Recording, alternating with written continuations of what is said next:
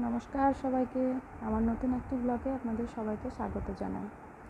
আমি আগের একটি ভিডিওতে দেখিয়েছিলাম যে আমরা দীঘা স্টেশনে পৌঁছে গেছি।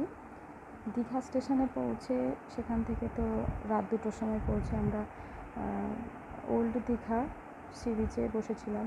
বিশ্ব বাংলা যেখানে পার্কটা করা হয়েছে ওল্ড দীঘা, সেখানে আমরা বসেছিলাম।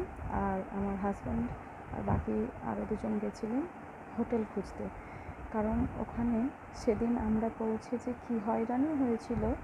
আমরা প্রত্যেকবার যাই হোটেল বুক করেই যাই, কিন্তু এইবারটা ওরা ভাবতে পারেনি, কোনো আইডিয়াই ছিল না যে আমাদের ওখানে পৌঁছে এই রকমটা হতে পারে, মানে হোটেল নিয়ে এতটা সমস্যা হতে পারে। সবাই ভেবেছিলাম ওখানে গিয়ে হোটেল নিশ্চয়ই পেয়ে যাবে, কিন্তু সেরকমটা হয়নি। তবুও দেখুন বিচে আমার ছেলেমেয়েরা খেলা করছে, ওরা তো জল থেকে উঠতেই চায় না। দীঘা স্টেশনে পৌঁছে দীঘা স্টেশন থেকে আমরা বেরিয়ে ওল্ড দীঘা পৌঁছাই, এবং ওল্ড দীঘায় সকাল থেকে বসে থেকে কোনো হোটেল সেরকমভাবে পাওয়া যাচ্ছিল না।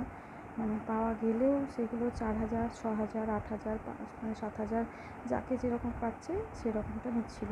কিন্তু এত খোঁজাখুঁজির পরে অবশেষে আমরা এই হোটেলটা পাই, ব্যারিস্টার কলোনি ওল্ড দীঘার ওখানে এই হোটেল আনন্দ, এই হোটেলটা আমরা পাই। তো হোটেল থেকে একটু ফ্রেশ হওয়ার পরেই আমরা বেরিয়ে পড়ি ওল্ড দীঘায়। ওল্ড দীঘা ব্যারিস্টার কলোনি থেকে 5 মিনিট হাঁটা পথ। এই বিচটা খুব সুন্দর জায়গাটা, মানে একদম বালি, কোনো রকম পাশে পাথর ছিল দূরে, কিন্তু যে জায়গাটা সবাই চান করছিল সেই জায়গাটা খুব সুন্দর ছিল। একদম বালি হয়ে ঢালু হয়ে নেমে গেছে অনেকটা জায়গা, যেখানে সুন্দরভাবে চান করা যাচ্ছিল। আমার ছেলে ও তো জল থেকে উঠতেই চায় না, মেয়েও তাই। কিন্তু এবার প্রচণ্ড গরমের জন্য জলও এত গরম হয়ে গেছে, মানে চান করতে সেরকম খুব একটা ভালো লাগছিল না চান করতে।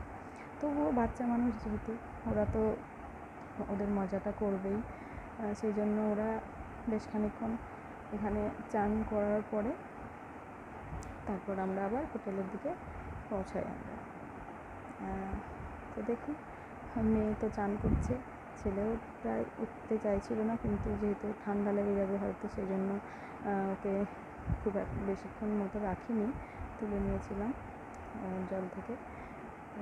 দেখুন ভিডিওটা, যদি ভালো লাগে কমেন্ট করবেন, অবশ্যই জানাবেন।